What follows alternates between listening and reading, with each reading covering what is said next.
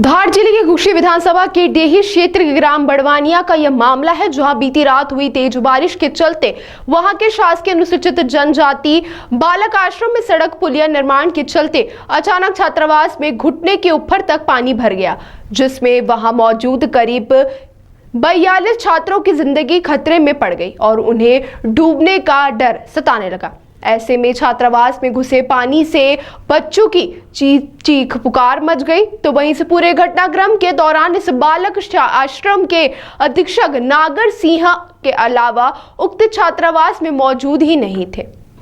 केवल 2 चतुर्थ श्रेणी कर्मचारियों के हवाले उक्त छात्रावास था। ऐसे में छात्रावास से करीब 100 मीटर की दूरी पर रहने वाले क्षेत्रीय जनप्रतिनिधि भाजपा नेता राजू शर्मा को रात को करीब 2:30 बजे महसूस हुआ कि अत्यधिक बारिश में सड़क निर्माण के दौरान छात्रावास के सामने बन रही पुलिया से छात्रावास में पानी घुस सकता है और बच्चों के जीवन पर खतरा हो सकता है। ऐसे में उन्होंने अपने बेटे बंटी शर्मा को साथ में लेकर अपने घर से 100 मीटर की दूरी पर स्थित छात्रावास में निजी वाहन से पहुंची और गिरते पानी से घिरे छात्रावास में अंधेरे के कारण चीख पुकार मची थी। इसमें बेटे बंटी शर्मा के साथ छात्रावास के कमरों में जाकर पानी के बीच में बच्चों को अपने कंधों के ऊपर बिठाकर बाहर निकाला। बच्चों को सुरक्षित रूप से अपने वाहन में बिठाकर खुद के घर ले गए। इस दौरान राजू शर्मा ने क्षेत्र के बीओ प्रमोद कुमार माथुर से मोबाइल के माध्यम से संपर्क भी किया, जिसमें पहले तो प्रमोद माथुर ने उनका फोन काट दिया। दूसरी बार फिर कॉल करने पर उन्होंने फोन उठाकर जवाब दिया कि बच्चों के लिए व्यवस्था करवा दी गई और लापरवाही से बात करते हुए बात को सुनी अनसुनी कर दी। ऐसे में करीब 42 की संख्या में छात्रों की जिंदगी को दांव पर लगाने वाले अधिकारियों के रवैये को लेकर क्षेत्र की जनता भी सवाल उठा रही है कि आखिर शर्मा जी आधी रात में छात्रावास में फंसे बच्चों की परवाह करते हुए मौके पर पहुंचे और अपना कर्तव्य निभाया, नहीं तो बच्चों का क्या हाल होता। राजू शर्मा ने सभी बच्चों को अपने घर पर आश्रय देकर सुबह खाना खिलाकर उनके परिजनों को बुलवाकर उनके घर भिजवाया।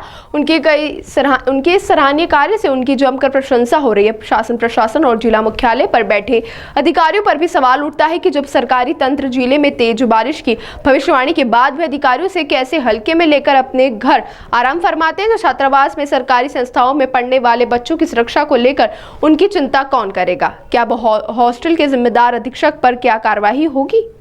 कल रात को जो बारिश हुई उसमें मैं मेरे घर सोया था। करीब 1:30 बजे मेरी नींद खुली तो मुझे ऐसा आभास हुआ कि बारिश अधिक है,